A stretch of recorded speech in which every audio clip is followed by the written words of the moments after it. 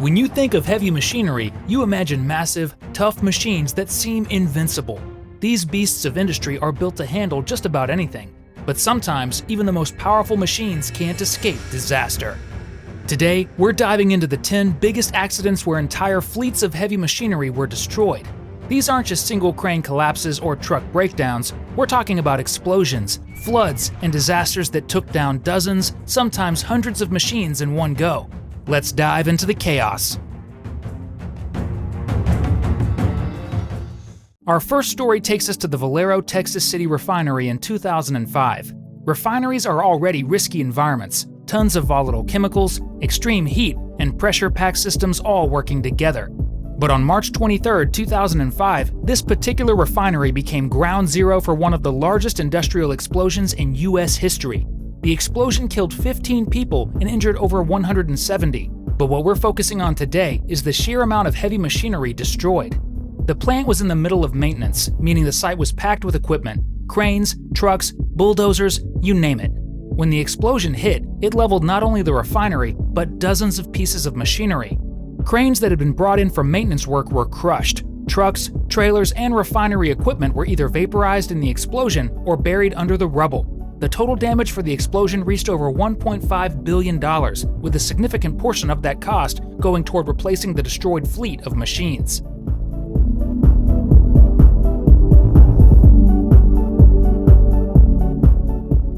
Now let's jump over to China, where an explosion at the Tianjian port in 2015 sent shockwaves through the industrial world, literally. On August 12, 2015, a fire in a warehouse filled with dangerous chemicals caused not just one, but two massive explosions. The second explosion was so powerful that it was equivalent to over 20 tons of TNT.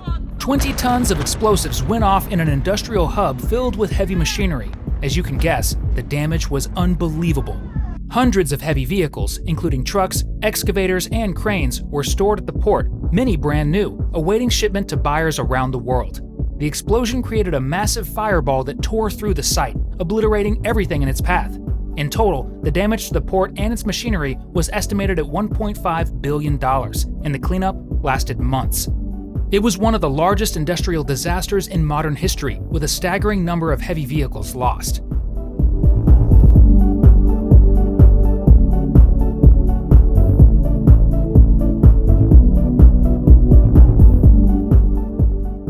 Speaking of explosions, let's talk about the 2005 Jilin chemical plant disaster in China.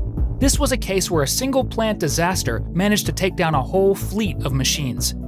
On November 13, 2005, a series of explosions rocked a petrochemical plant in Jilin, China. What made this disaster so costly wasn't just the damage to the plant itself, but to the dozens of pieces of machinery stationed nearby for construction and maintenance. At the time of the explosion, a large fleet of trucks and excavators was being used to expand the plant. The force of the explosion destroyed nearly every machine on site. What was once a bustling construction area filled with heavy machinery was reduced to a smoldering wreck. The cost of replacing the lost fleet, combined with the damage to the plant, was catastrophic. The total bill for the accident reached into the hundreds of millions, and it took years for the site to recover from the massive financial and physical losses. This was a brutal reminder of how dangerous these industrial sites can be and how much heavy machinery is at risk when things go wrong.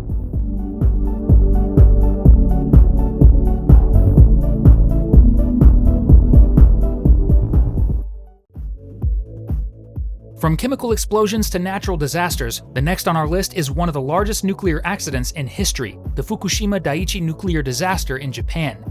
On March 11, 2011, an earthquake and subsequent tsunami hit the Fukushima Daiichi nuclear power plant, causing one of the worst nuclear disasters the world has ever seen. The plant went into meltdown, releasing radiation and contaminating the entire area. But here's where the heavy machinery comes in. After the meltdown, a fleet of specialized cranes, trucks, and excavators were brought in to help clean up the site and secure the plant. These weren't just any machines, these were specially modified to handle radiation. The problem? The radiation was so intense that many of the machines became contaminated beyond repair. As they were used to clear debris and stabilize the site, the radiation exposure made them useless. Hundreds of pieces of machinery had to be abandoned, buried, or scrapped after the disaster, making this one of the largest losses of specialized heavy equipment in modern history. The cost of replacing these machines was astronomical, and it's still a major part of the ongoing cleanup efforts at Fukushima.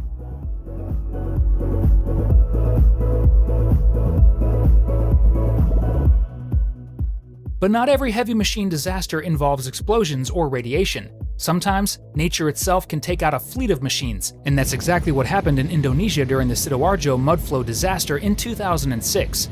The Sidoarjo Mud Flow, often called the Lucy Mud Volcano, started after a natural gas drilling operation went horribly wrong. On May 29, 2006, mud began spewing from the ground, engulfing villages and industrial areas. As it expanded, it swallowed everything in its path, including a massive fleet of heavy machinery that had been brought in to try to contain the flow. Excavators, bulldozers, and trucks were sent to build embankments to stop the spread of the mud, but it was a losing battle. Many of the machines were quickly overtaken by the mud and destroyed. In some cases, entire fleets of vehicles were buried, disappearing completely under the thick sludge. Over 100 pieces of heavy machinery were lost with no hope of recovery. It was a total loss, and to this day, the mud flow is still active, continuing to threaten anything in its path.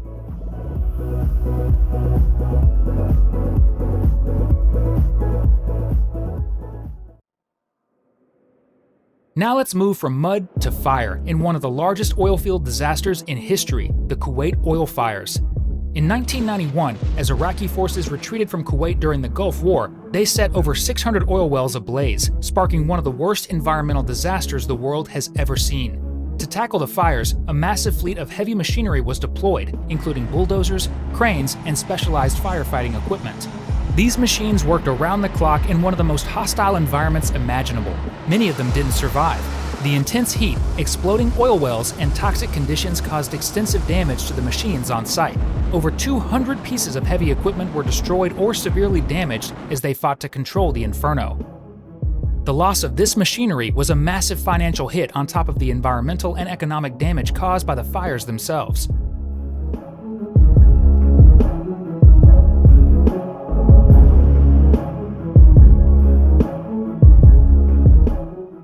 Moving back to construction disasters, the Dubai Metro construction project in 2005 saw one of the most significant losses of heavy machinery in a single incident. During the construction of the Dubai Metro, a crane collapse caused a domino effect that resulted in the destruction of several other cranes and construction vehicles. The construction site was packed with heavy machinery, cranes, excavators, and trucks, all working together to build what would become one of the most advanced metro systems in the world. But when one crane failed, it set off a chain reaction, bringing down multiple machines and causing extensive damage to the site. Over 50 pieces of machinery were either destroyed or damaged, resulting in massive financial losses and delays to the project. It was one of the costliest construction accidents involving machinery in Dubai's history.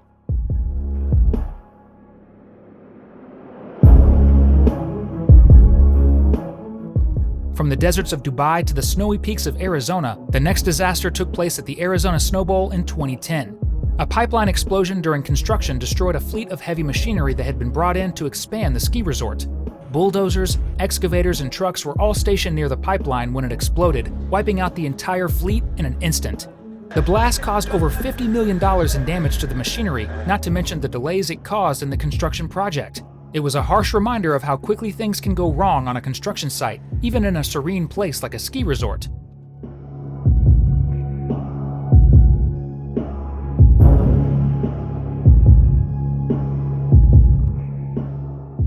And finally, we end in London, where the tragic Grenfell Tower fire in 2017 led to the deployment of heavy machinery during the recovery and demolition process. In the aftermath of the fire, which claimed the lives of 72 people, a large fleet of cranes, excavators, and specialized demolition equipment was used to carefully take down the remains of the building. The hazardous conditions and unstable structure caused damage to several pieces of machinery, adding to the already overwhelming cost of the disaster. While the loss of heavy equipment was nothing compared to the human tragedy, it still contributed to the massive financial toll of the recovery effort. And that wraps up our look at some of the biggest disasters to ever hit heavy machinery.